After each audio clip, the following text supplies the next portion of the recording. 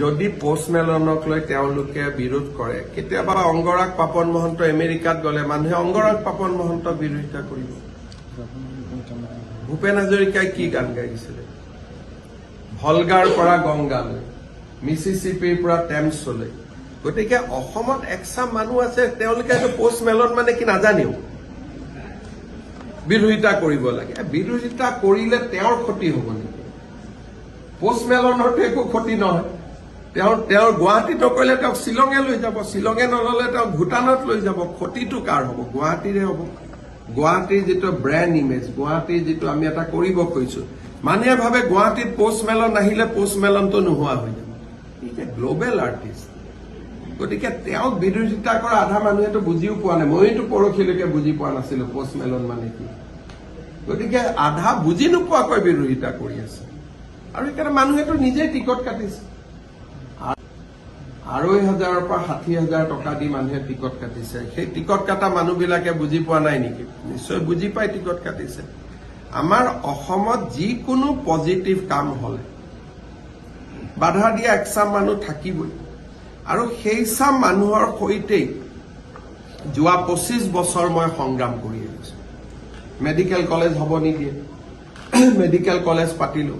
Flyover হ'ব নিদিয়ে, flyover পাতিলো। এতিয়াতো তাৰ ওপৰত মোৰ গাড়ীখনে নাযায়, সকলোৰে গাড়ী যায়।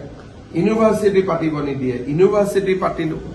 গতিকে ২৫টা বছৰটো যুদ্ধই কৰি আছো, আৰু সেই চাম মানুহে যেতিয়া না না কয় তেতিয়া মোৰ কুটকুটাই থাকে, কেনেকে কামটো কৰিব পাৰো, হা কৰিব পাৰো। আৰু সেইকাৰণে ৰাজনীতিত তেনেকে বাচি আছো। যদি সেই চাম মানুহৰ লগত নুযুঁজিলোহেঁতেন, কিজানি ২৫ বছৰটো এনেকে MLA মন্ত্ৰী মুখ্যমন্ত্ৰী নহলোহেঁতেন। ২০২৫ত মই ভাবো যে কোন তাৰিখে মোৰ 25 ইয়াৰ্ছ হৈ যাব MLA। মোৰ political life as a MLA মই ২০২৫ চনৰ মে মাহত বা ২৫ ডিচেম্বৰ মই চাব লাগিব, আই উইল কমপ্লিট 25 ইয়াৰ্ছ। এই মানুহবিলাকৰ লগত যুঁজি এইখিনিতো আগবাঢ়িলো, ছাকচেছো হলো। 25খন মেডিকেল কলেজ, যোৰহাটৰ মেডিকেল কলেজখনে প্ৰতিদিনে হ'ব দিব খোজা নাছিল। তাক পৰাজিত কৰি 4খনত কাজিয়া লাগিলো, 4খনত কাজিয়া কৰি আজি 25 পালোগৈ। গতিকে অহা বছৰ আৰু এজন পোষ্ট মাৰিলে, বছৰত 3টামান এনেকুৱা শ্ব' হলেহে গুৱাহাটীৰ নামটো ওপৰত যাব। এতিয়া ডিব্ৰুগড়ে বিচাৰিছে, শিলচৰে বিচাৰিছে। পোষ্টমেলনক গুৱাহাটীত অপ'জ কৰিছে। অহা বছৰ গুৱাহাটীতো লৈ যাম, ডিব্ৰুগড়তো লৈ যাম, শিলচৰতো লৈ যাম, নামটো বেলেগ হ'ব।